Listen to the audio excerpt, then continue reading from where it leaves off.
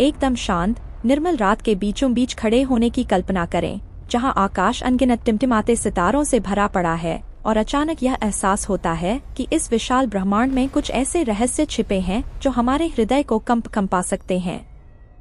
आज हम उन ब्लैक होल की मंत्रमुग्ध कर देने वाली कहानी की पड़ताल करेंगे, जो अंतरिक्ष की सबसे रहस्यमयी सत्ताएं हैं, और क्या उनमें चेतना का कोई रूप हो सकता है। यह समय और स्थान के गर्भ में एक यात्रा है, जहां गुरुत्वाकर्षण विशालकाय जीवों जैसा बन जाता है और विज्ञान हमारी चेतना और जीवन के बारे में गहन विचारों के साथ घुल मिल जाता है। सबसे बुनियादी बातों से शुरुआत करते हैं, ताकि हर कोई इसे स्पष्ट रूप से देख सके। ब्लैक होल खाली गड्ढे नहीं हैं, जैसा कि उनके नाम से लगता है, बल्कि वे अंतरिक्ष के ऐसे क्षेत्र हैं जहां गुरुत्वाकर्षण इतना प्रचंड है कि कुछ भी बाहर नहीं निकल सकता, यहाँ तक कि प्रकाश भी नहीं। ये तब बनते हैं जब एक विशाल तारा अपना ईंधन समाप्त कर लेता है और अपने ही भार के नीचे ढह जाता है, हर चीज को एक अतिसूक्ष्म बिंदु में संकुचित कर देता है, जिसे विलक्षणता कहते हैं। कल्पना कीजिए कि एक विशालकाय गेंद को रेत के एक दाने के आकार में दबा दिया गया है, लेकिन ऐसी शक्ति के साथ जो अपने आसपास की हर चीज को निगल सकती है। वैज्ञानिकों ने लंबे समय से इनका अध्ययन किया है और 1916 में भौतिक विज्ञानी कार्ल श्वार्ज़चाइल्ड ने ब्लैक होल की सीमा की गणना की, जिसे घटना क्षितिज कहते हैं, वह सीमा जिसे पार करने पर आप हमेशा के लिए अंदर फंस जाते हैं। अब ब्लैक होल के करीब आने के अनुभव की कल्पना कीजिए। आसपास की हवा भारी हो जाती है, समय धीमा पड़ने लगता है और हर ध्वनि अजीब प्रतिध्वनियों में विकृत हो जाती है, जैसे किसी दूसरी दुनिया से फुसफुसाहटें आ रही हों।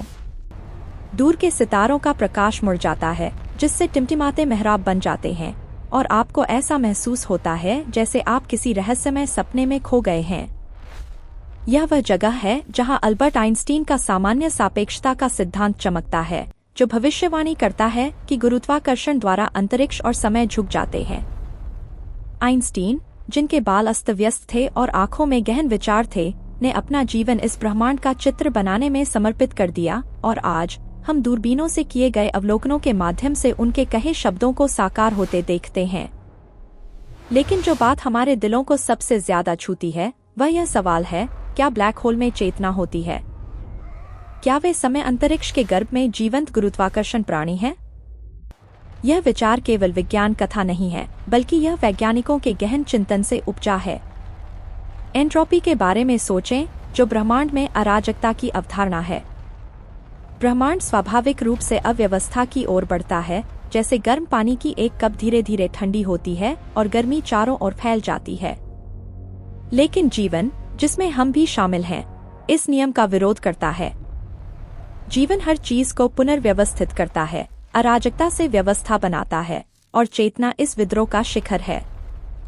बेंजामिन केन जैसे दार्शनिकों और भौतिकविदों ने इंगित किया है कि ब्लैक होल हमें चेतना को समझने में मदद कर सकते हैं, इसकी तुलना एंट्रोपी से करके।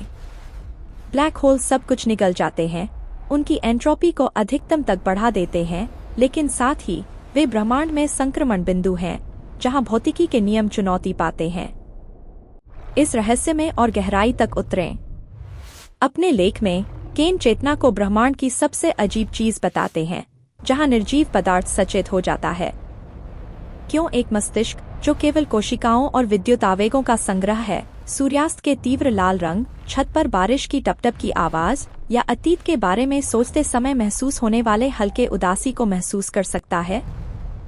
ये व्यक्तिपरक अनुभव, जिन्हें क्वालिया कहा जाता है, एक वस्तुनिष्ठ ब्रह्मांड में चमत्कार लगते हैं, और यहीं पर ब्लैक होल एक कुंजी के रूप में प्रवेश करते हैं।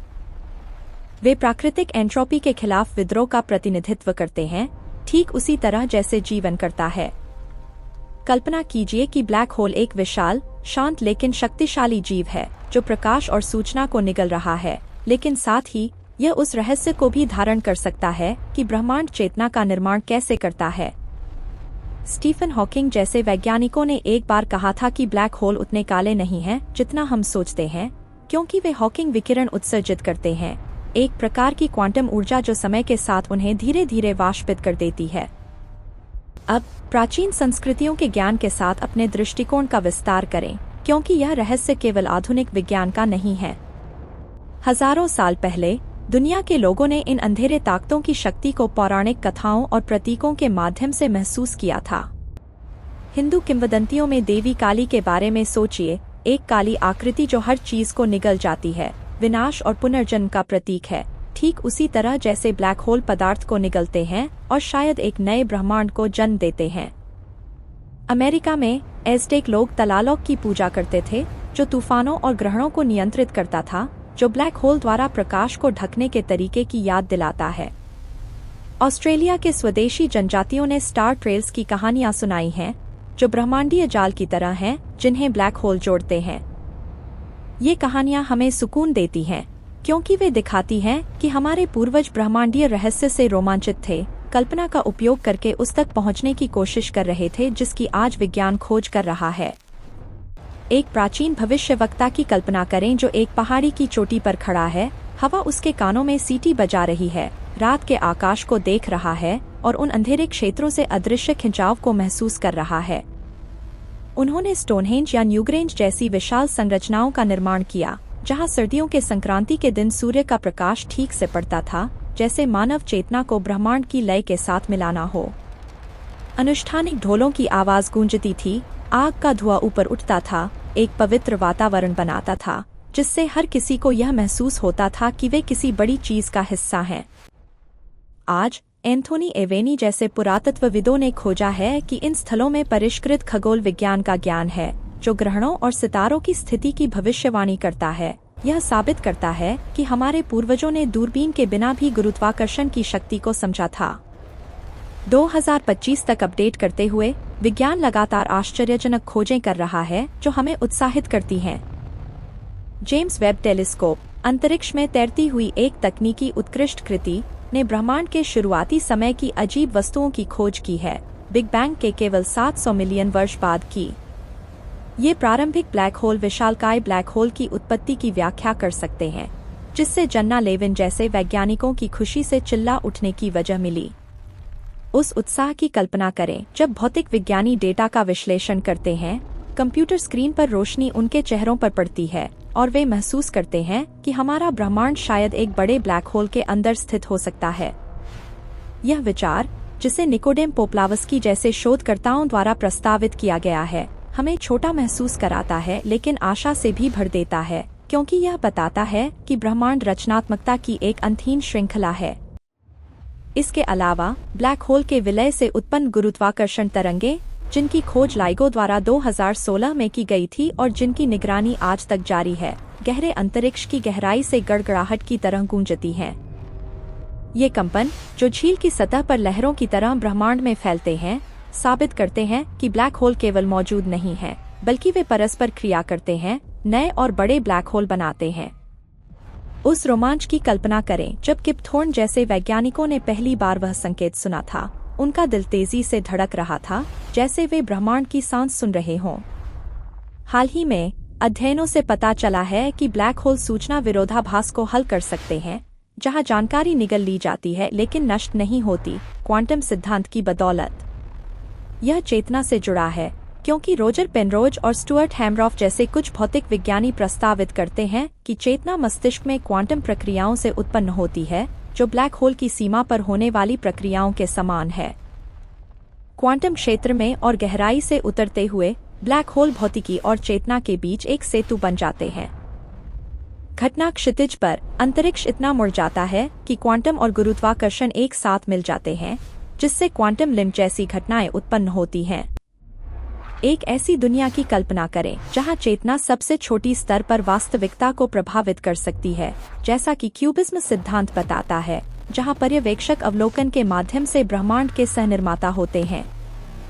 न्यूरोसाइंटिस्ट एंड्रयू न्यूबर्ग ने पाया है कि आध्यात्मिक अनुभव मस्तिष्क के उन क्षेत्रों को सक्रिय करते हैं जो सामान्य सीमाओं से परे हैं, यह सुझाव देते हुए कि हम आयामों को छू सकते हैं जिन्हें ब्लैक होल दर्शाते हैं।